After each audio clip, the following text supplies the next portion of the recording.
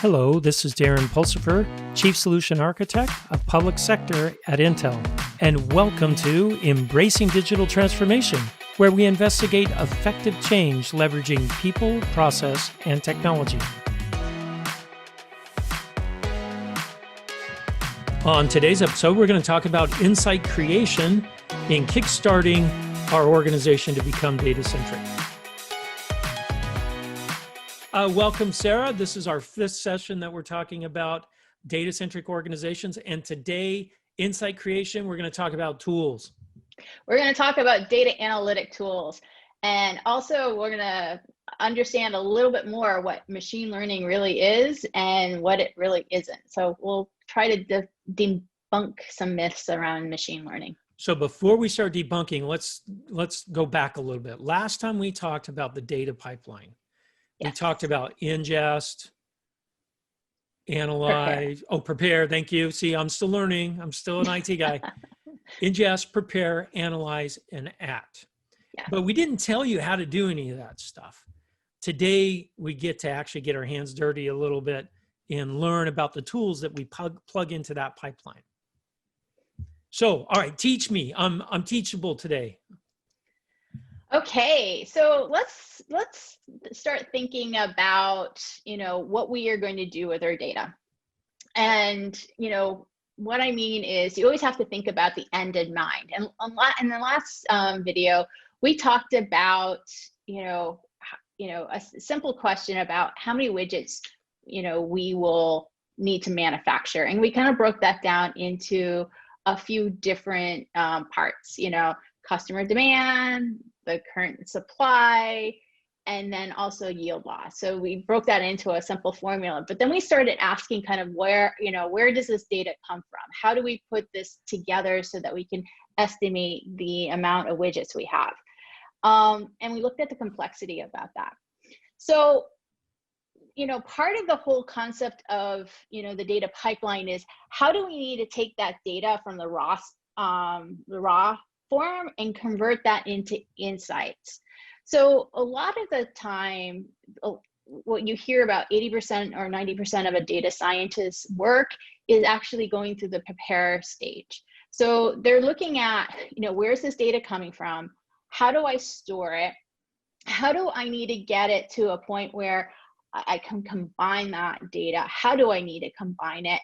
And, how do I need to transform it so that I can put it into an algorithm and figure out what to do with that information so that I can be able to get some kind of, be able to estimate or, glean the pattern recognitions that are on that I can say, hey, this keeps on happening, and I can make some kind of predictions. There's a lot of work that has to go on that. So you have to start thinking about, okay, what tools am I going to be using in order for me to be able to get those insights? And when you look, we think about, hey, I'm going to apply AI or machine learning. It's not really AI as one algorithm or machine learning as one algorithm. It is really a bunch of tools in a toolbox that data scientists can pull out and say, okay, I think this is the best tool to be able to, deal with this. Or I'm going to try a whole bunch of different tools and figuring out if this is going to solve my problem. Does it actually recognize patterns that I need to, be able to understand and turn that into some kind of insights? So, my neophyte way of thinking of AI was that I just create a neural network and I train it and it just solves my problems for me. And I know I'm not alone in thinking that. So It sounds like it's a lot more complex than what, me as a software engineer thought. I thought, hey, that's just an algorithm who, no big deal, but it sounds like it's a lot more than that.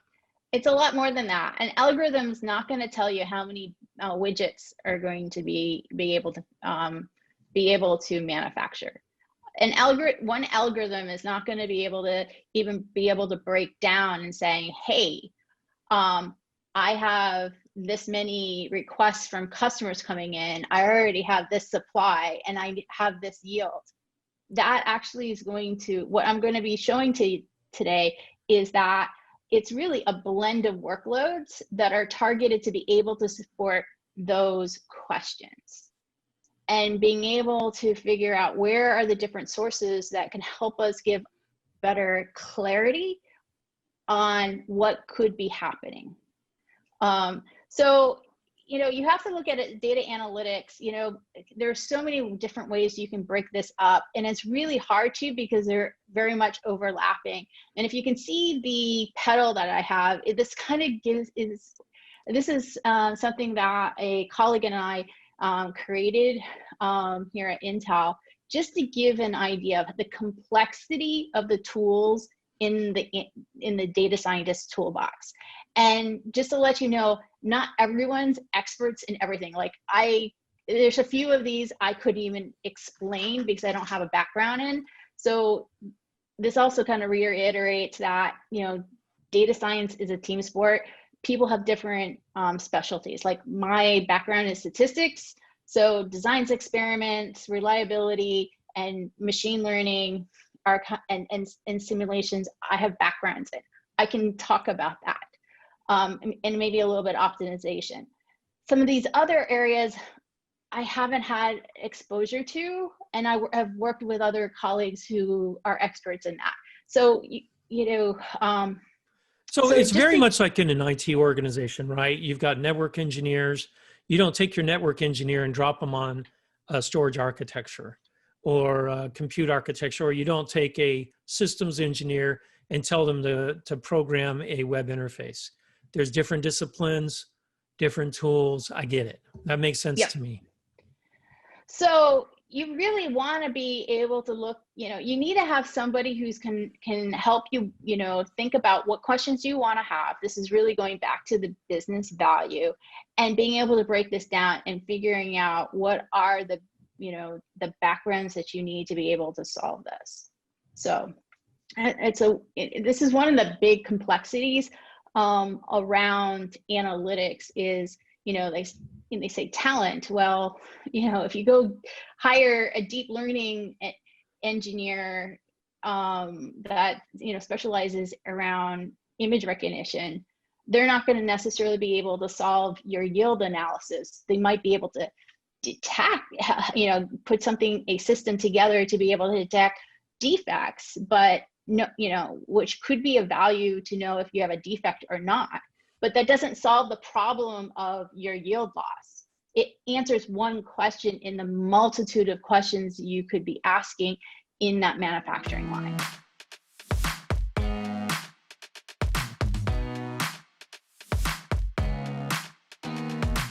In your petal diagram, you show all these tools in different flavors and things. How do I know what to use? I mean, you got to help me out here. Yeah. So, you know, don't worry about so much that, oh, which tool. This is why you hire a data scientist. They're going to work with domain experts to understand, you know, what information is out there, how reliable the data might be, or how to interpret it's probably more like interpret the data so that you can figure out how reliable the data is. So, you know, let's go back to our, you know, our problem with how many widgets to manufacture. And let me break it down into kind of some type of analytics that you would use. And I'm not saying that this is the way. It really comes down to how you ask the question, what type of data you're having, and what you're trying to do with that data. So this is, I'm not saying that this is the methods to be used. You might find out you need to use totally different methods because of the type of data and the dynamics of what you're trying to But this would give me a good starting point, right? I could say, it's a great starting point. All right, let's start there and see what happens. I got it. All right. Okay. So, you know, you start with the questions, and then you're going to go through what I call the analytic maturity development, which is really basically, you're going to look at, okay, what kind of patterns are there? So you're going to go through some descriptive. understand what has happened in the past. You're focusing on the past just to understand kind of what patterns. So you're going to try to figure out, okay, like from a customer request, you might want to start looking at some time series data just to be able to see kind of when things go up and when things, the requests for widgets go down. How stable is that over time? How well are you going to be able to forecast that in the future? You might also be doing some machine learning around here to kind of look at maybe different segments and understand, to break out some of these time series. Maybe you have one segment of customers who, request things end of the month versus others that are beginning of the month. That might help provide some ideas of segmentation and so forth. You might also want to do some text analysis. I have text analysis on a couple of these where you're going to be going and get different information. You might be, if it's a widget that people might Twitter about, you might want to go and figure out, what people are talking about that. Did all of a sudden the number of sharing or likes occur much more, that somebody who's an influencer, is influencing for people to, buy these widgets. So these could be some data sources. These are some techniques that you might be wanting to include in this to be able to estimate customer requests. Likewise, you could do something very similar with current, the current supply. Look at how stable the current supply is.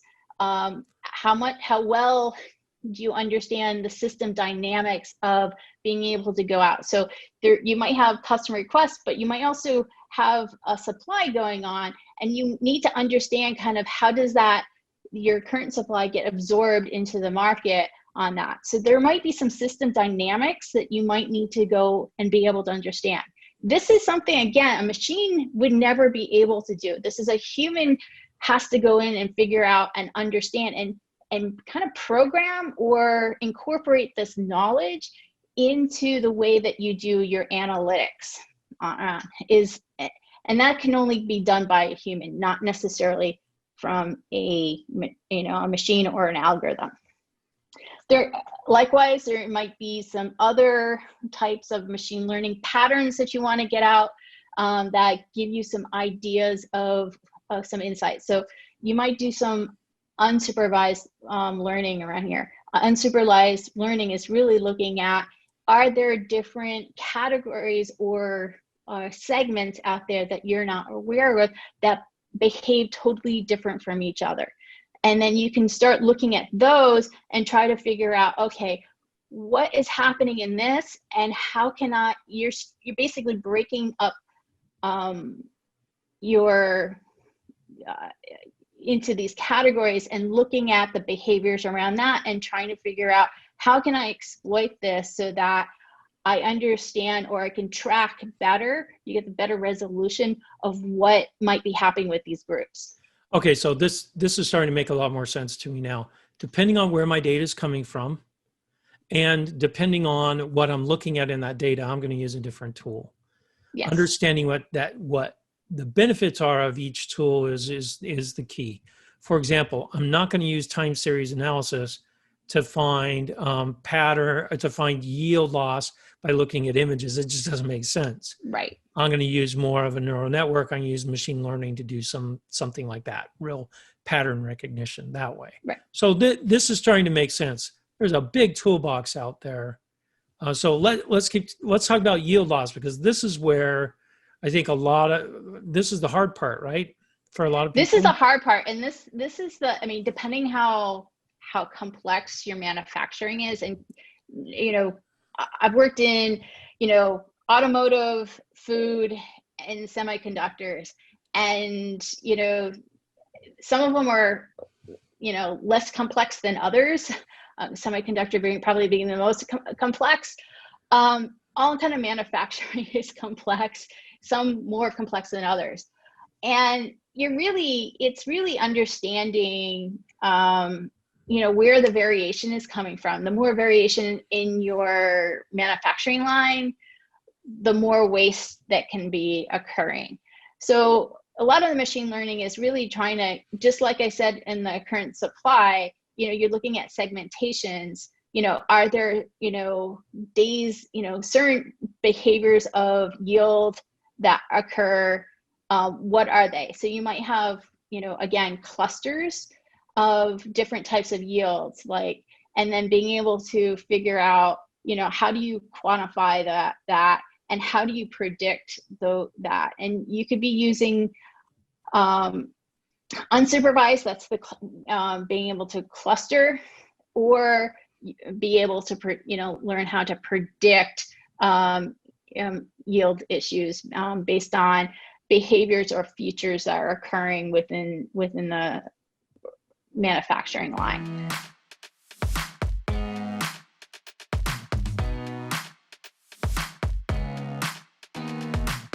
Okay, so one of the things that we do a lot within manufacturing is designs of experiments. So we understand what, what are the factors that can optimize, the overall yield or minimize the yield loss. So you might go through and just look at, here's machine A and machine B, and that if they're not optimized to perform together in the right way, you might go in and just say, hey, if I do this, design an experiment and play around with a whole bunch of levers or knobs on there in a systematic way, and then look at what happens to the yield. You're doing a design of experiments that basically shows you what exactly is the right knob combinations to be able to set. And then you can put together, some rules or process control around that so that these knobs don't start doing drifts, okay? So that's the power of designs of experiments, is really to start looking at,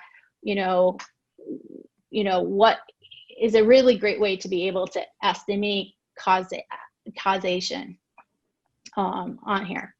Now, sometimes you can't necessarily do that. There's other techniques that you can do to try to fit, other kind of designs of experiments that can do, we can't change all the knobs. There's other ways around to be able to do that. Talk to a data scientist. Another opportunity or another analysis is reliability, or it can also be called survivability, depending on which way you're looking at it. For example, in manufacturing, you have tools that are constantly being used and they might need predictive maintenance. So over time, they start degrading their performance. So there's a reliability in a couple of ways. One, to be able to predict when a machine needs to be maintained, so that the yield doesn't contribute to yield loss. Text analysis is another thing that, a lot of manufacturing is starting to get into. Not so much that, hey, the widget's going to start, doing Twitter or anything, but, if you have, and this goes along with predictive maintenance. If your technicians are writing up what they're seeing, how they resolve the problem, and you have multiple technicians, not only over different shifts, but maybe even over time, you can start having a collective knowledge base from this text analytics, where you can go back and figure out what was the best way to approach different issues, or how to correct issues in predictive maintenance. Some of the things that you could also do is deep learning around image recognition. Being able, instead of having a human, bunch of right? Quality. Yeah. What was that? Humans. A human, yeah. It reminds me of the I Love Lucy episode, right? Right. We all know that episode where she's picking chocolate off of the conveyor belt. We're replacing her with some deep learning, right, where they can detect flaws, errors during flaws, right? Being able to detect and maybe even being able to categorize the type of defects that you have. You can take that and tie it back to maybe some text analysis, from some experts and so forth that, maybe, or even with your, machine learning that help, identify where the problems might be coming. So if you categorize a defect and you know that this defect is coming, you've seen this type of defect when, machine A has been having a problem, along with a couple other, phenomena that are happening within your manufacturing line. This is a great way to be able to go back and be able to, troubleshoot this. Thanks for listening to Embracing Digital Transformation today. If you liked our episode, go ahead and give us 5 stars on your favorite podcast or video streaming site. You can also find out more on embracingdigital.com. Until next time, keep moving forward and embrace the digital revolution.